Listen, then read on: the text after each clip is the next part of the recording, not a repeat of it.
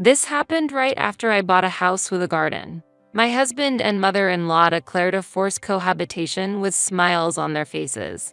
Mom says they are moving in too.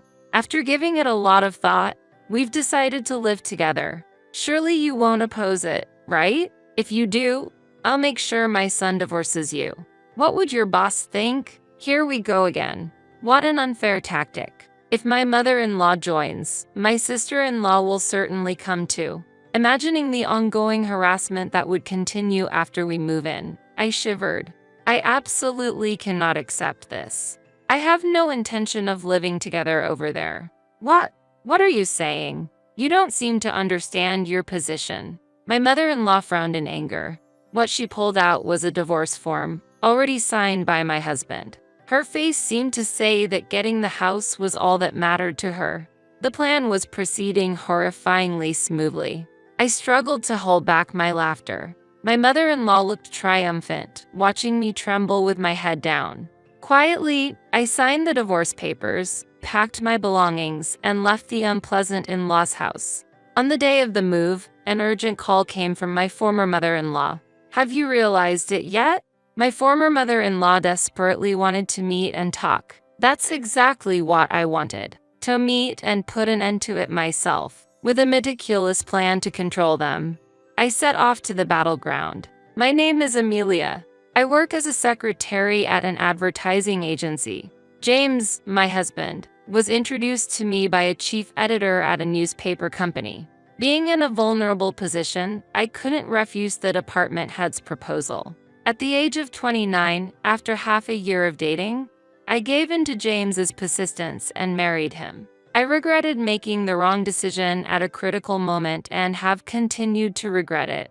I think James's mother, Grace, intended to deceive me from the beginning.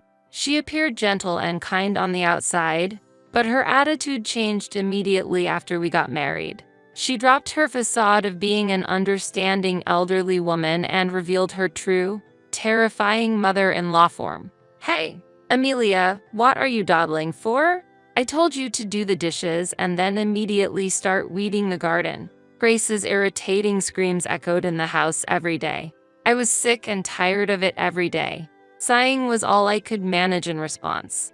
After getting married, James strongly insisted, and I reluctantly accepted living at his parents' home. James's father had already passed away due to illness, and Grace had been suffering from a painful leg for many years. He pleaded with me that we couldn't leave his elderly mother alone in the old house. However, the situation turned out to be different than at first glance.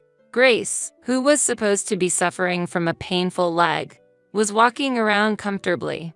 It's my responsibility to discipline the bride, she declared, and treated me harshly every day. James's response was also problematic. Whenever I requested to live separately, he just avoided it with various excuses. He always listened to his mother. He never tried to protect me from Grace's nagging. I'm sorry. My mother is really strong-willed. Don't just stand there. Help me. I'm really struggling. Ever since getting married, I have been plagued by strong anxiety and depression. I found myself crying or suddenly feeling sick. When I consulted a doctor, I was diagnosed with adjustment disorder. Living in the in-laws house had caused a detrimental effect, making me feel extremely uncomfortable. Ignoring my feelings, my mother-in-law still made harsh demands. You can't be lazy just because it's a holiday. Have you cleaned your room? Have you done the shopping yet? Check the sales before you go out. Just wait. Please, don't rush me. My head hurts. I'll do the cleaning and shopping later. Don't be spoiled. Do as you're told immediately. You're supposed to be a wife. No. A wife is not just a maid. I wanted to argue that. Most of the demands made by my mother-in-law were about maintaining the house, cleaning the gutters, cleaning the curtains, fixing the cracks in the pillars. The family home was very old and falling apart everywhere. The house creaked whenever the wind blew. Each time, my mother-in-law would press my husband to build a new house. This house is rented. We're renting it cheaply from a friend. Don't you ever think about wanting to live freely in your own home? James, you must be thinking the same, right? I think so too, but it's impossible with my income. Owning our own home is a distant dream. My mother-in-law was frustrated with her incompetent son, so it was only natural that her anger was directed at me, his wife, cooking, cleaning, weeding the garden, taking her to the doctor. I worked full-time and was exhausted, but my mother-in-law didn't care. It didn't surprise me that I developed an adjustment to solder. That's how I felt every day. 6 months after I started living with my in-laws, my already difficult life was further complicated by the return of my sister-in-law, Mia. She had gotten divorced and brought her child back with her. "I can't stand to see your face anymore," she was told, and it seems she was kicked out. Yes, it was my fault. I neglected my own child and got involved with my husband's boss, she admitted. What on earth was she thinking? While I was shocked, Mia smirked. Just like her mother, my sister-in-law's behavior was similar. She didn't know housework and even made me clean her room. It can't be helped, right? I'm raising a child. You wouldn't understand since you don't have kids, but it's much harder than it looks. So I'll need your support. Mia wasn't working. She just idled her days away. She even neglected looking after her child. She would just lie sloppily on the sofa. Her behavior on weekends was especially awful. She would leave her young daughter with me and go out to play at the casino. Mia seemed to have problematic friends too. They would gather during the day and have drinking parties. I wished she would help even a little with the housework, but she did absolutely nothing. She was the type to do anything to get money for her fun. An incident occurred. Mia handed me a bag. Inside were, "These are my father's belongings. Cufflinks, a ring, an antique lighter." What am I supposed to do with these? Think about it for a bit. Sell these and make some money. But make sure to sell them for a high price, okay? These were the possessions of her deceased father. They should have been treated as heirlooms. The fact that Mia was telling me to sell such items made me feel sad. Thinking about her gambling with that money made my heart ache even more. Because I was strongly opposed, I explained the situation to my husband and left everything up to him. After that, I don't know how he handled his father's heirlooms, and honestly, I don't even want to know. When Mia first came back, various problems occurred. My things started to go missing more frequently since she returned. I also found out during this period that my husband was having an affair. A friend of mine who works at a different advertising agency saw him by chance downtown on a holiday. He was walking hand in hand with a flashy young woman. Hearing this, I was shaking with anger. I'm working all day even on holidays, and you're out having fun with a young woman? I can't believe it. Are you having an affair? Who is she? Tell me the truth. No, it's not an affair. She's just a woman from a brothel. What about that? A married man shouldn't be going to such places, right? Mia was laughing loudly while listening to our conversation. My mother-in-law looked surprised, but she didn't criticize my husband severely. In her view, the reason my husband went to such places was because I was lacking as a wife. It's embarrassing to make such a fuss about this. It's your fault. If you were more attentive to your husband, this wouldn't have happened. I can't agree with that.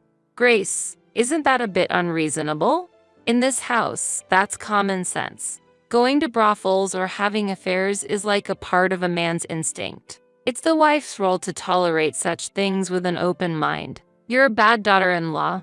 What is considered common sense here seems to be nonsense there. That I should allow him to go to brothels? That's impossible. My stress keeps increasing. I can't just sit back and do nothing. Determined to change this disgusting situation, I decided to take action. My mother and sister-in-law continued their usual behavior. Every day they treated me like a maid. They lay around on the sofa or floor like slackers, and when hungry, they would yell loudly. Why isn't lunch ready yet? It's already past noon. Can you please stop dawdling? You're so slow it's annoying. Then why don't you handle it yourselves? I'm constantly busy with gardening, airing out the bedding, shopping. I hardly have a moment to breathe. Stop that defiant attitude. You should know your place. Seems like I was not even allowed to express my opinion. Honestly, I was fed up. I wanted to move forward with a divorce as soon as possible. But things weren't that simple. The chief at the newspaper company, who I was indebted to, had introduced me to my husband. My boss also asked me to maintain his good reputation. My mother-in-law knew this fact and often used it to her advantage, which was infuriating. I felt completely trapped. Day after day, I had to just sit still and bear with it. Then one day, my husband's affair became a clear reality. A colleague in the same industry had found solid evidence. This prepared me for the initial stages of my plan. Now, it was time to think about the next step. About a month later, during dinner, my sister-in-law was browsing through a housing catalog that was clearly the one I had put in my bag. "Seems like you were planning to buy a house. Why? Did you go through my bag? Why would you do such a thing? Calm down. It's a bit rural, but looks like it's a lovely house. Amelia, please consult with me before doing such things." The house I liked had a garden. As my mother-in-law said, it was in the countryside but had a very nice exterior. In fact, I had already visited the site several times and met with the real estate agent. When I told them everything, the three of them became even more interested. "Really? You progressed that far already? Are you really going to buy it? It's good value for money and spacious. Not bad at all. James, you just need a bit of courage." "Really? But a house with a garden?" I'm a bit hesitant. "If you become the head of the household, I'll support you. Don't you want to move out of here and just live with Amelia?" Before I could act, my mother-in-law had already persuaded my husband. What an evil way to put it. As if they had no intention of letting me go that easily. When the discussion about buying the house came up, I brought up the issue of ownership, and my husband frowned and said, "I will be the head of the house. The name on the deed will, of course, be mine. So, is it okay to proceed? To buy this house and start a new life together?" "Yes, it's okay. I'll show what I'm made of. Let's buy that house. Get the procedures done quickly," my husband declared clearly. My mother and sister-in-law praised his decision. However, I noticed something. The two of them exchanged glances and smirked. A few days later, right after I bought the house with the garden, my husband and mother-in-law together declared a forced cohabitation with smiles. Mom says they're moving in too.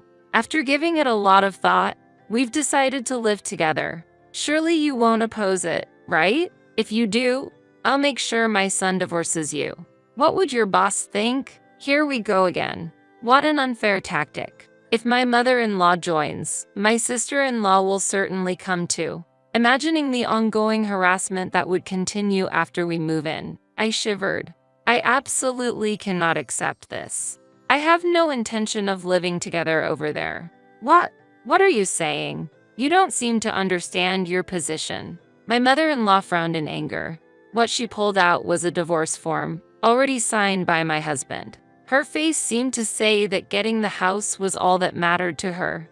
"If you hate it that much, then sign here." "Okay, I'll sign. Let's get a divorce. I can't endure it anymore. Is that really okay with you? Amelia, are you satisfied with this?" "James, don't say anything more. Being with such a rude and incompetent woman is just frustrating. A young man like you can surely find a new wife soon." Those were very rude words. I quietly signed the divorce papers. My mother-in-law seemed satisfied with her victory. She didn't understand my feelings at all. The plan was proceeding horrifyingly smoothly. I struggled to hold back my laughter. A few days after moving into my new apartment, there were constant calls from my former mother-in-law on my phone. Looking at the date, I could confirm that today was their moving day. "Have you realized it yet?" The non-stop ringtone. Just like my former mother-in-law's persistence.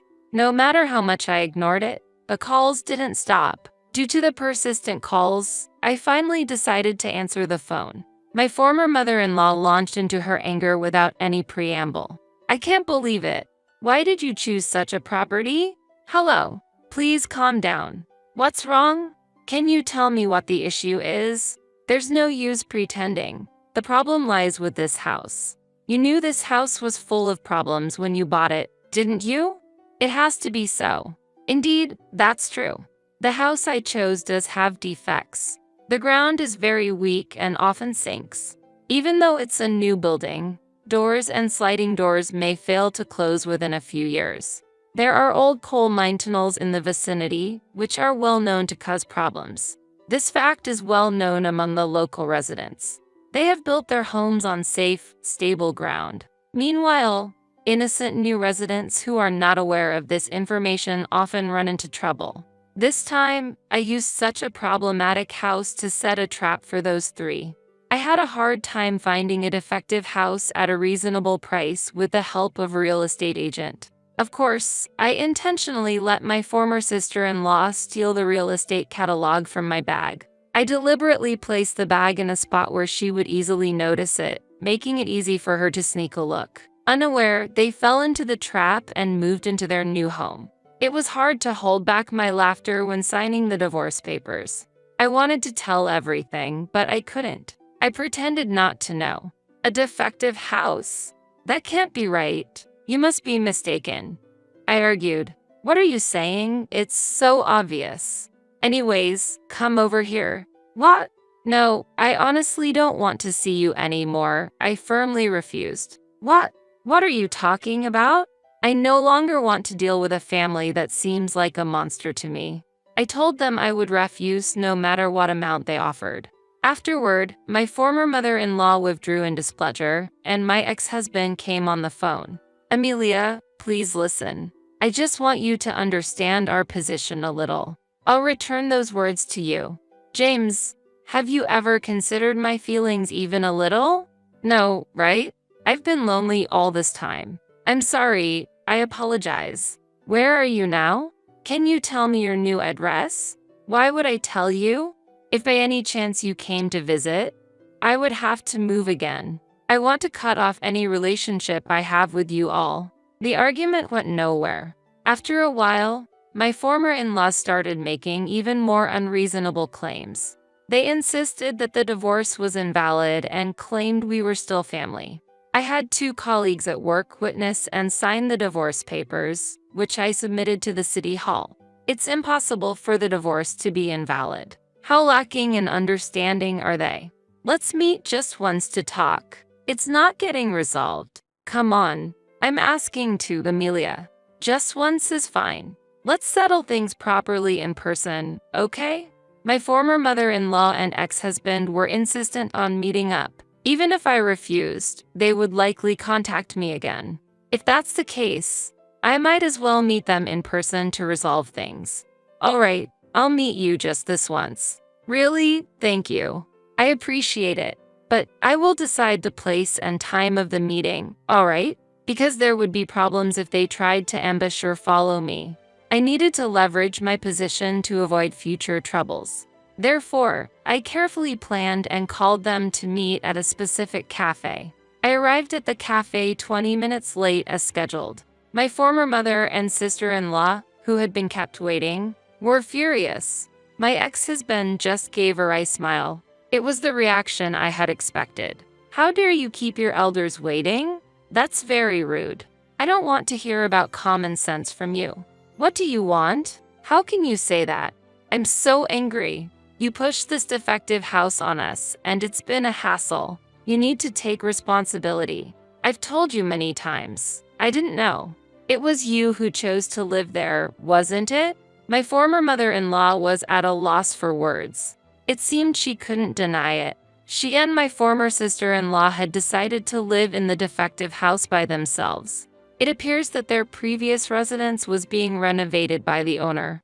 As a result, the only place they could live now was that defective house. If you're done, I have something to say. I am going to file a lawsuit and claim damages against you. Prepare yourself. What? Damages? A lawsuit? Why would you do such a thing? I don't understand. What have I done to you? Be specific. You have mentally pushed me to the point where I developed an adjustment to solder. Then, I presented a copy of the medical diagnosis I had received from the hospital. The 3 of them stared intently at it, especially my former mother-in-law, who could hardly hide her surprise. She must not have thought that I had been receiving psychiatric treatment. You probably never imagined how much pain your words could cause someone. It has been very hard for me. My chest hurt and I couldn't stop crying. It was that painful. That's just because you're weak. After all, I had to say those things because you were such a bad wife, weren't you? What you just said now, too. You've called me a bad wife many times. Did you know that such acts could be considered defamation? You could be punished with up to a year in prison or a fine of up to $2,000. What? That's a little bit too much. My former mother-in-law did not understand. She had no idea how immoral her actions were, the gravity of berating and hurting someone. Additionally, you might face another criminal charge for the threats you made about bringing up my divorce with my boss. Remember? That's considered extortion. Come on, you're exaggerating. It's not an exaggeration. By the way, the statutory penalty for extortion is up to 2 years in prison or a fine of up to $2,000. I won't back down. Just wait a moment. My former sister-in-law interjected, her eyes sharper than usual, a glimpse of her former delinquent self showing through. Her look said, I won't be intimidated by such threats. I've heard everything, but what's this? Are you threatening to use Mom's ignorance? Do you even have proof of the insults and threats? Actually, I do. I've been recording everything all along. What? You've been recording? Yes, I had been using a recording app on my smartphone all the while I was at my former in-law's house. There was plenty of audio evidence. I've prepared a file of all the abusive words thrown at me by my former mother-in-law. These recordings would substantiate the charges of defamation and extortion. Did you think I would remain a victim forever?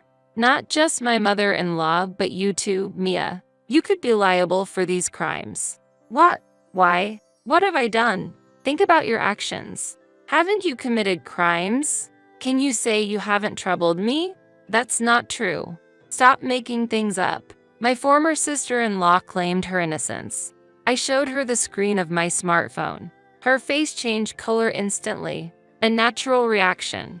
Displayed on the screen was a scene of her rummaging through my bag. Clearly caught on video, she was searching through my bag while looking around cautiously. What is this? Why? How did you record this without me knowing? After you arrived, my belongings started disappearing frequently: makeup, jewelry, clothes, bags. I became suspicious, so I installed a hidden camera. That's horrible. Why would you do something like that? A wife doesn't have the right to do that. You're surprised. You should really think about who's truly being presumptuous here. The legal penalty for theft is up to 10 years in prison or a fine of up to $3,300. I'll be reporting this to the police later. My former sister-in-law was at a loss for words, trying to find a rebuttal but unable to speak. Her helplessness was evident. I have meticulously recorded details about everything I've lost. The extent of the damage was clear, so dealing with the police and lawyers will be straightforward. I am determined to address this thoroughly. I've resolved never to forgive these 3 people. The last one remaining, my ex-husband, was visibly nervous. If I were to rank whom I cannot forgive the most, it would be this man. I believe that a husband and wife were supposed to support each other. But it seems you were different, James, weren't you? From the beginning to the end, you were my enemy, weren't you? An enemy? I never intended that. I never thought that way at all. Please believe me. I was just trying to make things right today. Yeah, enough with the lies. I don't need you to make things right. My ex-husband has always been a cowardly, two-timing man, always trying to be on the stronger side. In the past, he was always with my former mother-in-law and sister-in-law. Nothing has changed even now. He's trying to appease me somehow, hoping to escape the situation unscathed. If he had been a more decent person, we might still have been married. If he had proposed starting a new life, just the 2 of us, I might have accepted. Her name is Luna Jones, your affair partner, right? What? How? How did you? How do I know? I just had someone investigate, a skilled friend of mine. I even have photos of you and Ms. Jones entering a hotel. Look, here they are. No, don't show me. Please don't. When I tried to show him the smartphone screen, my ex-husband quickly became agitated and tried to stop me. He was embarrassed by the revelation of his infidelity, though for him, it should have been no big deal. When it came to morals and ethics, all three of them already had lost them. They were such a like-minded family. I put the smartphone and the copy of the diagnosis back in my bag. There was no more evidence to present. It seemed like my former mother-in-law, ex-husband, and former sister-in-law had already lost the will to resist. They were afraid of being reported to the police if they did anything wrong. They looked visibly frightened, but unfortunately for them, I was fully intent on consulting the police regardless of their actions. The police will probably visit you soon. It would be wise not to run away. Otherwise, your punishment might become even more severe. Also, make sure you never follow me again, okay? Amelia, don't say such harsh things. Weren't we a couple just a while ago? Indeed. But honestly, I consider our marriage a failure. I feel relieved now that we're no longer married. If you try to follow me, be prepared, because I'll sue you on that point too. Not to ambush me in front of the company. Not to contact me unless absolutely necessary. After making a few simple agreements with them, I left the cafe. After I left the shop, they were still looking down. Words cannot be contained. My ex-husband's divorce quickly became public knowledge at his company. The reason for the divorce, his affair and mistreatment of his wife, became widely known within the company. As a result, my ex-husband was treated poorly at his workplace. The situation was brought about by a chief editor at a newspaper company we had dealings with. It didn't take long for my ex-husband to lose trust and receive harsh treatment at his job.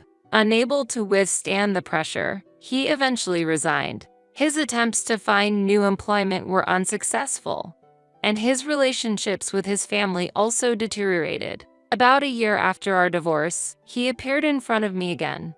I was stopped by him on my way back home from work, and when I turned around, there he was, looking disheveled. James, I didn't recognize you at first. I guess so. I've been told a lot recently that I look different. He clearly looked like he had been through a lot. No wonder, since my former mother and sister-in-law were convicted and fined. Furthermore, the hidden camera footage I uploaded online unexpectedly became popular, making my former sister-in-law infamous. The video became more popular than anticipated, and even her former friends started to shun her. Her notoriety has hindered her job prospects. Eventually, I filed for alimony from my ex-husband. Now, they're facing significant financial difficulties. They also need to pay the mortgage on the defective house, which undoubtedly puts them in a tough situation. How are your mother and Mia doing? They're alive, but they're struggling. Both are working now. They have to, just to get by. They always say they wish they could go back to how things used to be. They want to go back to living off our income? Typical. They are like parasites. I'm glad I cut ties with them. I expected some objection from him, but there wasn't any. My ex-husband sighed deeply and apologized. I'm truly sorry for everything up till now. I'm reflecting on my actions. I was foolish. Amelia, you were right. I should have always been on your side. I think I must have been out of my mind. I've always thought your family was the problem from the start. Don't be so cold. Please, let's live together again. I'm planning to cut ties with that family for good. I'm serious. You're all I have. Is that so? Unfortunately, I'm already seeing someone else. There's no chance of us getting back together, and even if I were single, I wouldn't consider reconciling with you. When I made this clear, my ex-husband collapsed to his knees right then and there. However, I was not about to be fooled by an act meant to garner sympathy now. If I were a harsher person, I might have spat at him right there. I left him where he was and continued on my way home. After that, there was no further contact from him. The person who informed me of this was the real estate agent who had helped me. I heard that the lives of my former mother-in-law, ex-husband, and former sister-in-law had become quite turbulent. The three of them blamed each other for their poverty, and their relationships gradually worsened. From their house, sounds of arguments and breaking glass could be heard late into the night. They tormented each other yet couldn't seem to separate, trapped in a miserable relationship. It was like a living hell. They became isolated in the community, with no one willing to interact with them. Eventually, they would likely sell their worthless house at a low price and end up burdened only with debt. I can vividly imagine them huddled together on cold nights, cursing each other. Someday, I'd like to see firsthand their pitiful state when they hit rock bottom. Meanwhile, I am incredibly happy these days. My past experiences have shaped who I am today. The existence of my new partner, whom I once mentioned to my ex-husband, has become a significant turning point in my life. He is a highly capable salesperson at a major corporation, respected by many for his work. He respects others' values, and his calm, mature demeanor is well liked by many, including me. He is also divorced. We share a common past as divorcees and show deep understanding for each other. We have decided to walk through life together and plan to have a modest but heartwarming wedding soon. My first marriage was filled with challenges and difficulties. Those experiences are still fresh in my memory, and sometimes just remembering the pain brings tears to my eyes. However, my current partner's gentle support quickly warms my heart again. I can't fully express how much his presence means to me. I feel like I have found the place I truly belong to and have gained the sense of relief I had long been searching for. I am convinced that I reached this point by taking a detour and accumulating many experiences. Because of my painful past, I believe I can now be kinder and more compassionate towards others. These experiences motivate me to build a positive and bright future. I believe that every moment in life has value and lessons to be learned. Lately, this belief has strengthened, and I feel fulfilled every day. A new chapter in my life is beginning, and it is very bright and full of hope.